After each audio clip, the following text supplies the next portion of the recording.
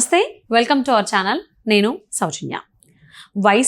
వైజాగ్లో YCP social media summit అని ఒకటి కండక్ట్ చేసిన విషయం అందరికీ తెలిసిందే. అందులో ఒక వీడియో కూడా వైరల్ అవుతుంది. అందులో ఆ ఎంటర్‌ప్రెన్యూర్ అనేటువంటి అమ్మాయి ఎవరైతే ఉన్నారో ఆ అమ్మాయి అడిగినటువంటి ప్రశ్నకి జగన్మోహన్ రెడ్డి సమాధానం చెప్పలేక చాలా సైలెంట్ అయిపోయారు. ఎందుకు అయిపోయారు, ఏంటి? అందులో మధ్యలో సజ్జల భార్గవరెడ్డి ఒక కామెంట్స్ కూడా చేయడం జరిగింది. ఈ అంశాన్ని ఏ విధంగా తీసుకొని మనం ఏ విధంగా అర్థం చేసుకోవాలి, మరి ఈ అంశానికి సంబంధించి మనతో మాట్లాడడానికి, వారి విశ్లేషణని మనతో పంచుకోవడానికి ఈరోజు మనతో పాటు ఉన్నారు senior political analyst, social activist Krishna Kumar గారు ఉన్నారు. వారితో మాట్లాడదాం. నమస్తే అండి. అంటే వైజాగ్లో జరిగినటువంటి వైసీపీ సోషల్ మీడియా సమ్మిట్లో ఒక వీడియో సోషల్ మీడియాలో వైరల్ అవుతుంది. అది మనందరం చూసాం. సో అమ్మాయి అడిగినటువంటి ప్రశ్నకి జగన్మోహన్ రెడ్డి చాలా సైలెంట్ అయిపోయారు. అంటే ఒక ఎంటర్‌ప్రెన్యూర్‌కి ఉండాల్సిన లక్షణాలు ఏంటి, కోటీశ్వర్లు అవ్వాలంటే మీలాగా ఏం చేయాలి అని చాలా సింపుల్ క్వశ్చన్ ఆవిడ అడిగారు. మీరు చేసేది అదే కాబట్టి అని కూడా ఆ అమ్మాయి మెన్షన్ చేసింది. ఆ అమ్మాయి తప్పులేదు అనుకుంటా. అంటే ఆయన సైలెంట్గా ఉండడం, తర్వాత సజ్జల భార్గవ్ దానికి కామెంట్ ఇవ్వడం, దీన్ని ఈ అంశాన్ని ఏ విధంగా అర్థం చేసుకోవాలి? ఎందుకు జగన్మోహన్ రెడ్డి సైలెంట్ అయిపోయారు మాట్లాడలేక? ఏం చెప్తాడు? ఏదైనా వ్యాపారం మొదలెడితే ఇలా మొదలెట్టాను, ఇలా నా ప్రస్థానం ఇలా ముందుకు వచ్చింది, నేను ఇవాళ ఈ పరిస్థితిలో ఉన్నాను, నా ప్రస్థానం ఇది, నా ప్రయాణం ఇది, ప్రస్తుతం ఉన్న పరిస్థితి ఇది అని చెప్పుకుంటారు. ఆయనకి ఒకప్పుడు హెచ్ఐవి వస్తే ఎవరు ఉన్నా భయపడేవాళ్ళు. అవును, ఆ ఇంట్లో హెచ్ఐవి పేషెంట్ ఉన్నా అంట. ఇప్పుడు చాలామంది చాలా మామూలుగా మాట్లాడుకుంటున్నారు. కానీ ఎప్పుడైతే పులిరాజాకి ఎయిడ్స్ వస్తుందా అనే ఒక అడ్వర్టైజ్మెంట్ వచ్చి ఇది బాగా ప్రాచుర్యం పొందిన తర్వాత ఎయిడ్స్ అంటే భయం లేకుండా అయిపోయింది కదా. అయితే ఇప్పుడు పరిస్థితి ఏమైపోయింది అంటే, వైజాగ్లో ఆ అమ్మాయి అడిగిన ప్రశ్నకి అసలు జగన్మోహన్ రెడ్డి అంత బిత్తర చూపులు చూడాల్సిన అవసరం ఏంటి? అంత స్టాండ్ స్టిల్ అయిపోయాడు. అంటే మాన్పడిపోవడం అంటారు, అంటే కొయ్యవారిపోయారు. ఇలాంటి మాటలన్నీ ఉంటాయి. అంటే ఏదైనా వినకూడని మాట వింటే, ఏదైనా అనకూడని మాట అనిపించుకుంటే వచ్చే ఒక రకమైన భావోద్వేగం ఉంటుంది చూసారా, అసలు అచేతనంగా మారిపోవడం అంటారు. ఇలా ఎన్ని రకాలుగా వర్ణించవచ్చో ఆ క్షణం జగన్మోహన్ రెడ్డి మొహంలో కదలాడింది. ఈ చేష్టలు ఉడిగిపోయాడు ఆయన. ఏం సమాధానం చెప్పాలి అని. ఇంతకీ ఆమె అడిగిన ప్రశ్న ఏంటి అంటే, మీరు ఒకప్పుడు ఎంటర్‌ప్రెన్యూర్ కదా, మీరు ఏం కష్టాలు పడ్డారు ఎంటర్‌ప్రెన్యూర్‌గా, అలాగే ఇప్పుడు పొలిటీషియన్ అయ్యారు. మరి ఈ రెండింటిని మీరు ఎట్లా బ్యాలెన్స్ చేసుకుంటున్నారు? మీ కష్ట సుఖాలు చెప్పండి. మేము కూడా ఎంటర్‌ప్రెన్యూర్స్ని, మాకు కూడా కొంచెం టిప్స్ ఇవ్వండి అన్నట్లుగా అడిగింది ఆవిడ. అడిగితే మరి నిజంగా వ్యాపారాలు చేసినోడైతే ఆ వ్యాపారాలు ఏంటో, ఎలా మొదలెట్టాడో, ఏం చేశాడో చెప్పుకుంటాడు. మరి సరిగా ఆయన చెప్పలేదు. ఎట్లాగో ఆయన చెప్పినప్పుడు ఏం చేయాలి? ఎవరో ఒకళ్ళు ఎంతో కొంతైనా ఆయన చెప్పుండాల్సింది నోరిప్పి. ఇది సందర్భం కాదను, ఈ సమయం సరిపోదను, ఇది వేదిక కాదను, ఏదో ఒకటి చెప్పుండాల్సింది. ఏమీ చెప్పకుండా అయోమయం జగన్నాథం లాగా అయిపోయాడు. ఒక్క నిమిషం అయిపోయేసరికి ఇక పరిస్థితులు బాగోలేదు అనేది అర్థమైపోయి, సజ్జల భార్గవ ఏం చెప్పాడు అంటే, విత్ సార్ పర్మిషన్ నేను చెప్తున్నాను, సార్ తరఫున గూగుల్లో అన్నీ ఉంటాయి చూసుకోండి అని చెప్పేసి చిన్నగా ఒక ముక్తాయింపు ఇచ్చేసేసి దాన్ని క్లోజ్ చేసి పారేశాడు. కానీ జగన్మోహన్ రెడ్డి అంటూ నోరు తెరిస్తే, మాట్లాడడం మొదలెడితే ఆయన ఏం చెప్తాడు అనేది అందరికీ తెలుసు. అలాగే ఇప్పుడు ఆయన ఇచ్చిన క్లూ ప్రకారం గూగుల్లో కూడా అన్నీ ఉంటాయి. ఇప్పుడు మనం మాట్లాడుకోవాల్సింది ఏంటి అంటే, అసలు గూగుల్లో ఏముంది? ఇప్పుడు ఆ అమ్మాయికి తెలియదు ఏదో, ఇప్పుడు ఆ అమ్మాయికి గూగుల్ తీసి చూసేంత ఓపిక ఉందో లేదో, వేరే వాళ్ళకు కూడా అంతట అవకాశం ఉంటుందో ఉండదో, అందరికీ గూగుల్ చూసే అవకాశం ఉంటుందో లేదో, కనీసం మన వీడియో ద్వారా అయినా తెలుసుకుంటారు. ఇప్పుడు ఇలాంటి ప్రశ్నే ఒకానొక సందర్భంలో కేసీఆర్కి ఎదురైంది. ఏంటండి మీ ఐటీలో ఇన్ని డబ్బులు కనిపిస్తున్నాయి, మీరు ఏం చేశారు అంటే, నేను క్యాప్సికం పండించాను, ఎకరానికి ₹1,00,00,000 వచ్చింది అని చెప్పాడు ఆయన కేసీఆర్. అలాంటి పిట్ట కథ ఏదన్నా చెప్పినా బాగుండుండేది జగన్మోహన్ రెడ్డి. అది కూడా చెప్పలేకపోయాడు. చెప్పలేకపోతే అసలు ఆయన ప్రస్థానం ఏంటి అంటే, ఎంటర్‌ప్రెన్యూర్‌గా వాళ్ళ నాన్న సీఎంగా ఉన్నప్పుడు నుంచి మొదలైంది ఆయన ప్రస్థానం. ఓకే, యాజ్ ఎంటర్‌ప్రెన్యూర్‌గా ఏంటి అంటే, అదే సందర్భంలో ఓబులాపురం గనులు అని ఉన్నాయి. ఓబులాపురం గనుల్లో ఐరన్ ఓర్ తీస్తారు.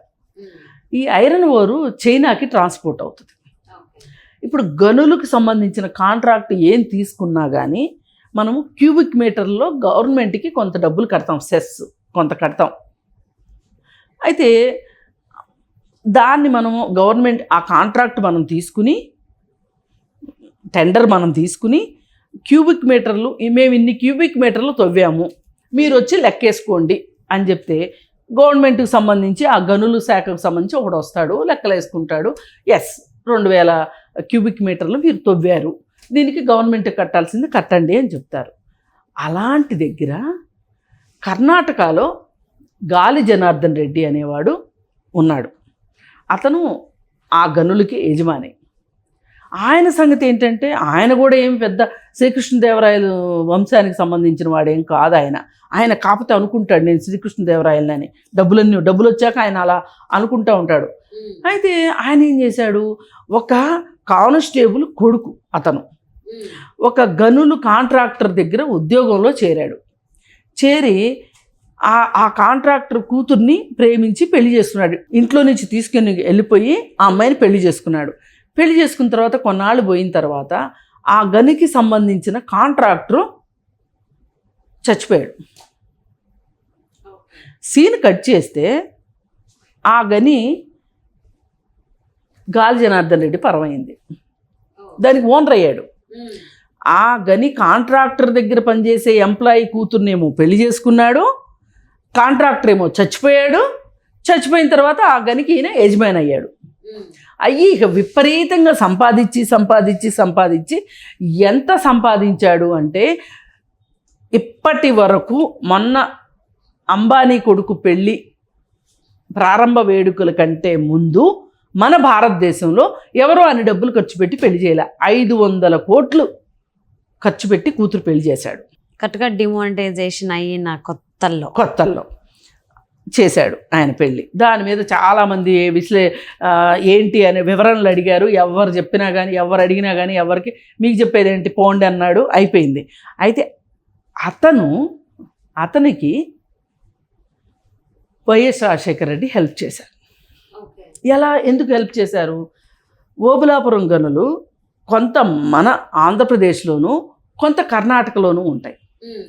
ఈ బోర్డర్ ఇష్యూని అడ్డం పెట్టుకొని ఆయన కర్ణాటకలో కాంట్రాక్టర్గా ఉండి మన ఆంధ్రప్రదేశ్ గనులు తవ్వుకున్నాడు. దానికి చూసి చూడనట్టు వైఎస్ రాజశేఖర రెడ్డి పోయినందుకు గాను గాలి జనార్దన్ రెడ్డికి డబ్బులు వచ్చినాయి. మరి ఒట్టిగా డబ్బులు వస్తే ఆయన ఒక్కడే డబ్బులు తీసుకుంటే అట్ట?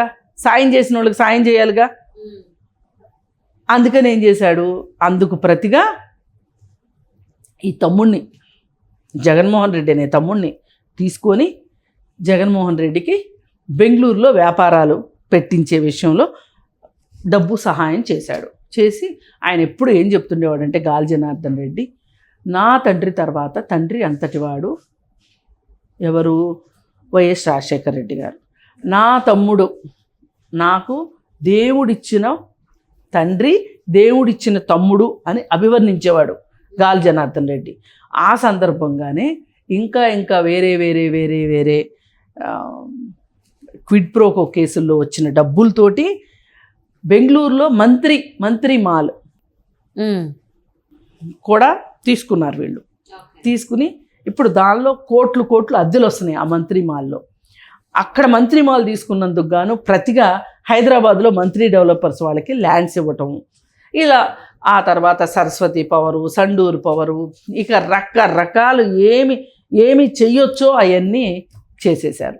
అంటే డీలింగ్సా డీలింగ్ అంటే సెటిల్మెంట్. ఇప్పుడు క్విట్ ప్రోకో అంటే మీకు ఇది నాకు ఇది అన్నట్టు, మీకింత నాకింత ఒక పనిలో ప్రభుత్వం తరఫు నుంచి నేను సహాయం చేస్తాను, మీకు వచ్చే లాభంలో నాకు షేర్ ఇవ్వండి అనేది క్విట్ ప్రోకో.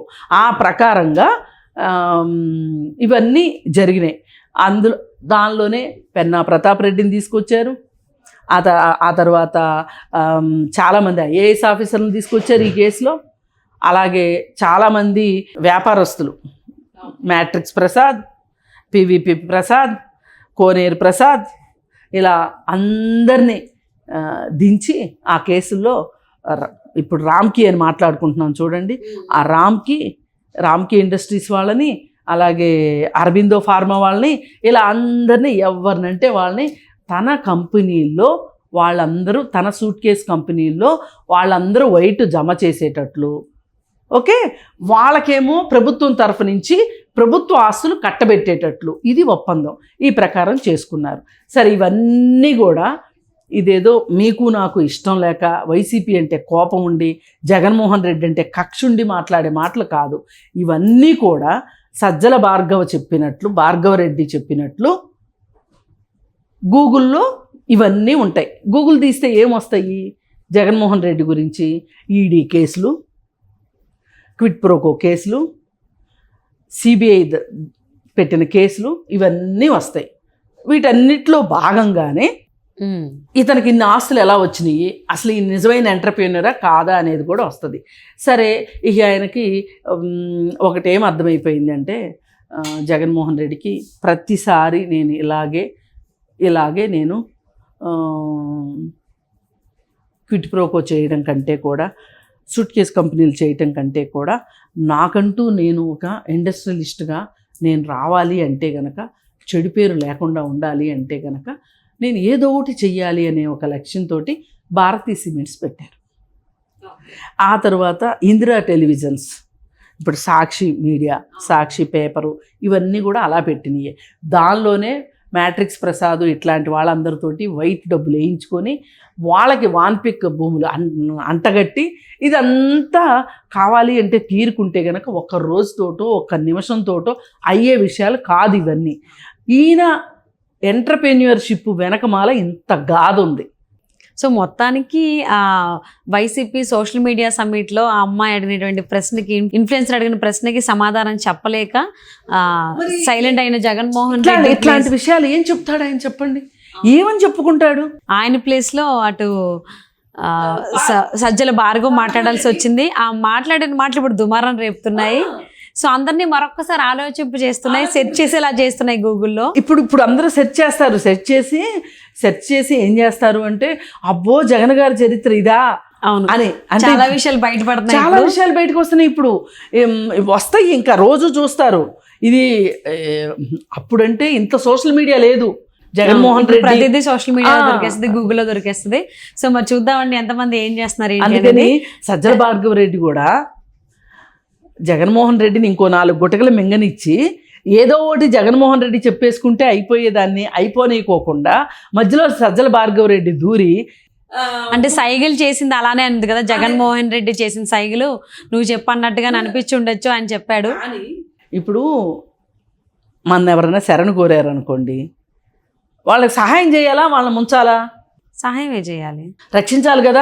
అంటే పాప సజ్జల భార్గవ్ కూడా సడన్ గా నువ్వు చెప్పని చెప్పి జగన్మోహన్ రెడ్డి చెప్తే ఆయన ఏం చెప్తాడో, ఆయనకి ఏం తెలుసు, తెలిసినయా బయట పెట్టలేడు, ఏమైద్ది.